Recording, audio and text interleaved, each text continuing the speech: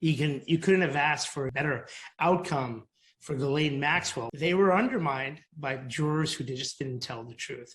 This is a bombshell revelation, and we have to thank the media because these jurors now come out and start talking. And this is a prosecutor's, I'm a former prosecutor, this is a prosecutor's worst nightmare.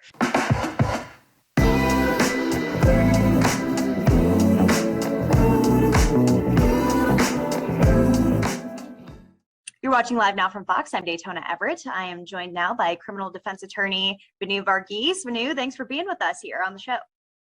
Good to be here, Daytona.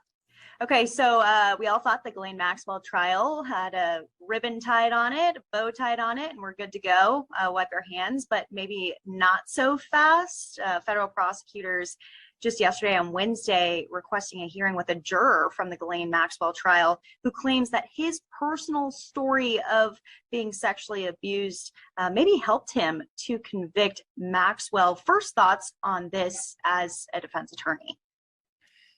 You couldn't have asked for a better resolution, or I should say not resolution, a better outcome for Ghislaine Maxwell. Once she was convicted, obviously her lawyers didn't want her to be convicted, and they fought very hard. They were good lawyers, and they made the right motions, and it appeared that they had done a good job during trial, but they were undermined by jurors who just didn't tell the truth. This is a bombshell revelation, and we have to thank the media because these jurors now come out and start talking. And this is a prosecutor's, I'm a former prosecutor, this is a prosecutor's worst nightmare. I can tell you that having been a prosecutor, you were trained as a prosecutor never to speak to jurors. Why? Because you didn't want them to say anything that could undermine the conviction. It was sort of a don't ask, don't tell kind of approach when you're a prosecutor. As defense lawyers, we want to talk to jurors if we are on the losing side, right? So those times, I mean, I've won a ton of cases, I've lost a few, and those few really hurt, and you kind of want to know why that happened. So I had a case in New York County in state court several years ago in 2000, well, I guess six or 7 years ago now, in 2015.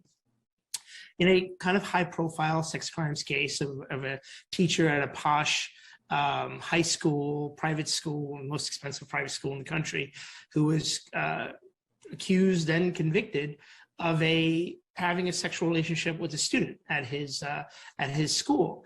And you know, the case, just the conviction shook my head, and I spoke to the juror.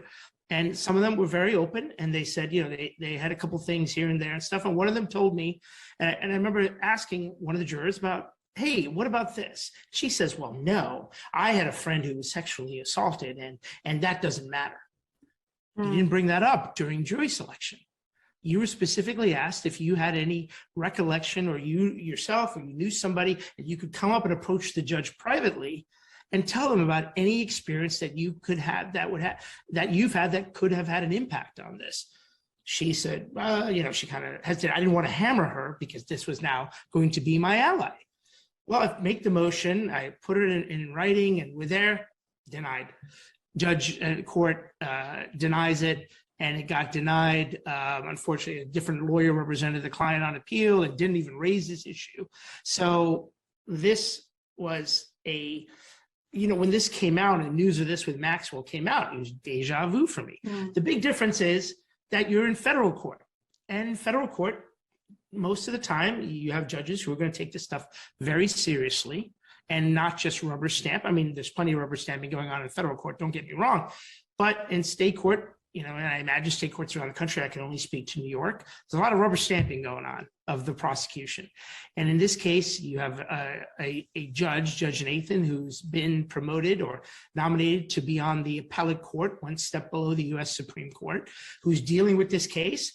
And you've got also prosecutors understanding that their conviction is in jeopardy, who consented to have a hearing and suggested the court having, not the situation in my case with the Manhattan DA's office. So this is a bombshell revelation. The prosecutors here are doing the right thing by telling the judge they should conduct the hearing. The defense is taking it a step further, which I think is smart on their part. There's no reason to conduct a hearing, just grant the mistrial. I think probably the more prudent course of action is to have a hearing, because if the judge actually grants the motion for a new trial without conducting the hearing, then the prosecution could appeal that and then reinstate the conviction. And then order a hearing, I should say. So there's much of, different ways that this could go, but I think the judge will probably grant the hearing and do a hearing. And the reality is, at this point, it almost doesn't matter what this juror says during the hearing. And that juror is lawyered up, wisely so, right? Because that juror, there is no doubt in my mind that that juror hid that on purpose. There is no way in a sexual assault case. He says he just breezed through the questionnaire.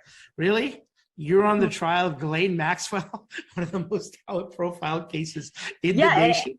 I think it's important to note that in the questionnaire, there was specifically a question asking if your friend or family member or yourself have been the victim of sexual harassment, of sexual abuse, sexual assault. So could this juror be facing something? Yeah, there's in my view, this juror has lied. And it did so deliberately, and then injected his own personal experience. So that's reversible on its own on appeal. So if it comes out post-trial that a juror injected his own experiences, and in this case, a sexual assault type case, that's clearly reversible. So I think the prosecutors are actually being smart here to an extent. And by saying, let's consent to the hearing, because if they oppose the hearing and the judge denied the hearing, that'd be automatic grounds for appeal. So the prosecutors are actually being smart here. I question the defense by saying, I understand they want the new trial granted. And there's an argument to be made that they have enough to grant the new trial without going through a hearing. I actually think there is enough, but the prudent, safer course of action for them as well, so that they avoid the government taking an appeal, is to have a actual hearing. And let me be clear, our government cannot take an appeal of a loss. So if there was an acquittal, they couldn't appeal that. But they can appeal a decision post-trial, either taking a certain course of action. So if the judge reversed the jury decision, the prosecution could appeal that, because they can argue that she should have respected the jury's decision. So at this point, it almost doesn't matter what this juror has said. He may take the fifth. I mean, if I were his lawyer, I would tell him to take the fifth. And either way, Ghislaine Maxwell is going to get a new trial. What are the circumstances of that hearing? Is it just going to be questioning of that one juror, or are they going to bring back all of the jury members that he says he may have possibly swayed into a conviction? It's a great question. It really depends on the judge. I think the initial questioning is going to be of the juror. I mean, the juror went on the news and said that he explained it during deliberations, his own personal experiences, and now it turns out a second juror has come out and said something similar. So I don't have the full details on that. I just saw that today. But this is a developing story. All in all, it means Ghislaine Maxwell is getting a new trial. I think that goes without saying at this point. Yeah, and not to mention that, the trial date hasn't even been set for those two other perjury charges that are against her. So she still has, some courtroom exposure for her in the future, regardless of if this is a mistrial too.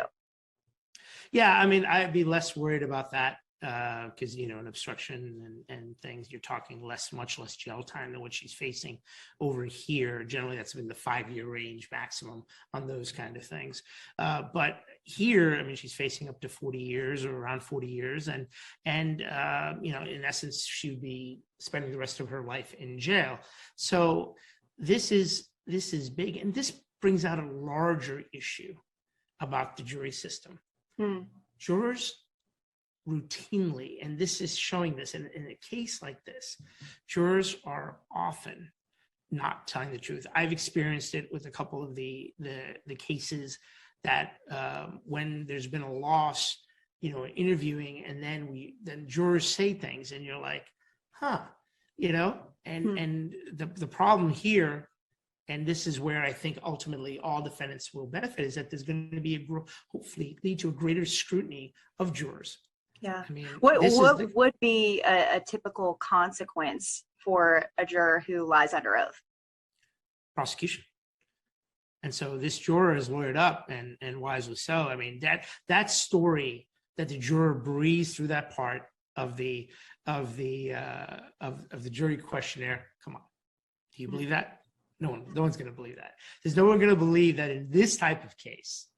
Oh, this is the most high profile, or at least that in R. Kelly, to the most high profile sexist, sexual exploitation of minors case there is, and the juror didn't notice the question about whether he had himself been sexually abused. Didn't the juror even take into consideration that he may not have been the best juror for this type of case? Right. And one of the things that I say during jury selection, and the problem is judges, and this is the problem in federal court, the judges don't allow the lawyers to conduct jury selection. The judges conduct jury selection. So the lawyers don't. This is a huge problem in federal court. There's only a handful of judges that will allow the attorneys to ask questions. Otherwise, they pose the questions, and it's like business. We got to get a jury picked. Most judges, the problem is, and this is where I said that there's less of rubber stamping in federal court, but this is actually something that comes out of this rubber stamping process. Judges say they're committed to fair proceedings, but most of the time you don't allow lawyers to ask questions, to kind of probe and develop these kind of lines of questions and stuff, and here's where doing a trial in the COVID age is even more difficult for lawyers. These people are wearing masks. You can't see their facial expressions, because often it'll be a facial tick when that question is asked. I'm there, my associates, other people who I have watching the jurors for expressions. Much easier to mask those expressions, no, pun intended, with the mask on, right? So when you see that kind of movement, essentially you'll see people thinking. So you say to them, ma'am, Ms. Everett, I saw you had a physical reaction to this question. Can you please? I'd rather not talk about it. And understand, Ms. Everett, I'm not putting you on the spot, but if you'd like to speak about this outside of the jury, you're just a judge and the prosecutor and me, that we could do that. Right. Well, all eyes on that hearing as it comes up. That's ahead of the sentencing date, of course, as things will likely be stalled, correct, because of all this. Yeah. She's not going to get sentenced. Not anytime soon. All right. Well, we'll keep our eyes on the Ghislaine Maxwell trial as it continues to have twists and turns, as we imagined it would. We appreciate your expertise. Thanks for coming on the show. My pleasure.